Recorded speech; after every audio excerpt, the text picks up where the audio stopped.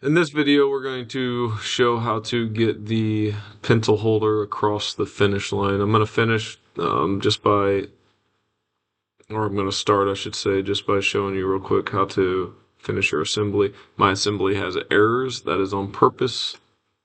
Yours should not have errors. If it does, you're going to have to go correct it. So just a reminder how to put things together. I'm going to constrain. I'm going to use a mate. I'm going to zoom in and grab the surface I want. I want that to go on the other side of this as a joint. So I'm just going to rotate, zoom in, snap that.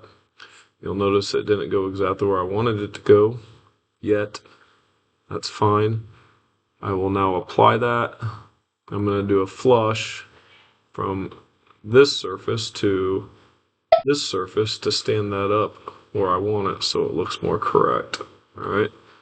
I'm going to apply that, and then my final one, I'm going to do a flush from my lowermost surface on this plane to this plane to snap that in. I'm going to apply it.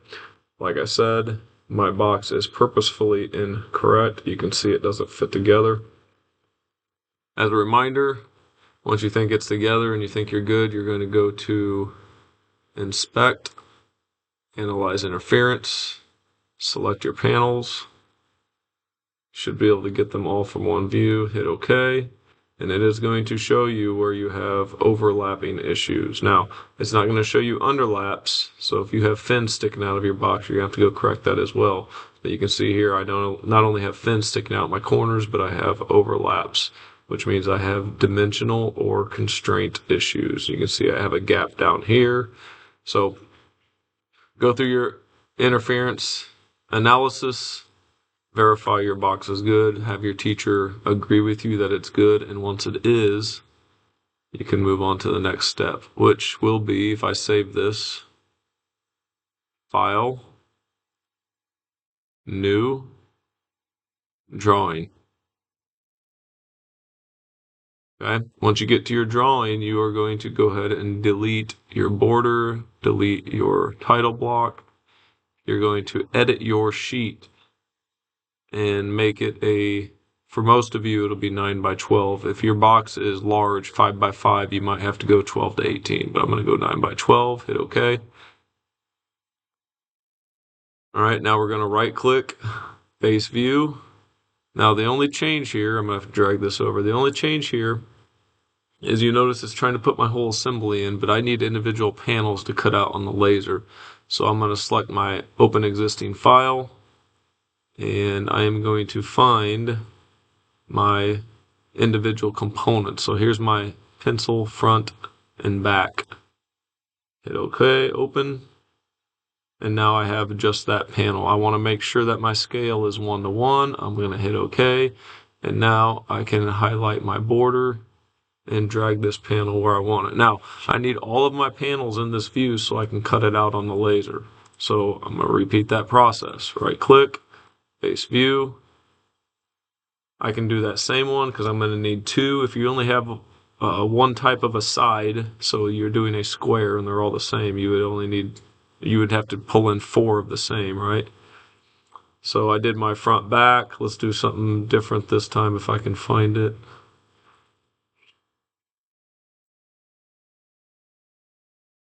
I can't, so I'm just going to use another front back. All right, again, change my scale. So I would need to pull in my bottom and any other sides if I had them. Hit OK. I'm going to drag that up here. All right, so again, my box was not right. This is not complete, but yours will be. I'm just walking you through the steps. Once you have it looking like this and all of your components are on your drawing and stuffed up into the top left, right over here, you want to pack them in pretty tight, but not overlapping. Then I'm going to go to Manage, Styles Editor. Sometimes it takes a minute to respond. Go. All right, and I want to select Visible ANZ over here. All right. Once I select that, you'll notice it's compressed right now. So if I go to Layers, Visible ANZ, Visible ANZ right here. I'm going to change that to red. Okay. And then I want to change this drop down to 001 inches. I'm going to save and close. And that should create a light red outline of all of your laser cutting components. This is important for the laser cutter. At this point, we're finished. We're going to go to File. We're going to hover over Save As, click Save Copy As, and then wherever you want to save it, choose your location. If it's a USB drive, make sure you select that. I'm just going to put mine in my documents. It's very important to personalize it because there's 75 other students putting their files in the same spot. So I'm going to put Harding pencil test front back, and then the important part is you come down here and you convert it to a PDF file. So location, name, file type, PDF. Go ahead and save that. And now you are ready to transfer this file along with your graphics to the laser machine.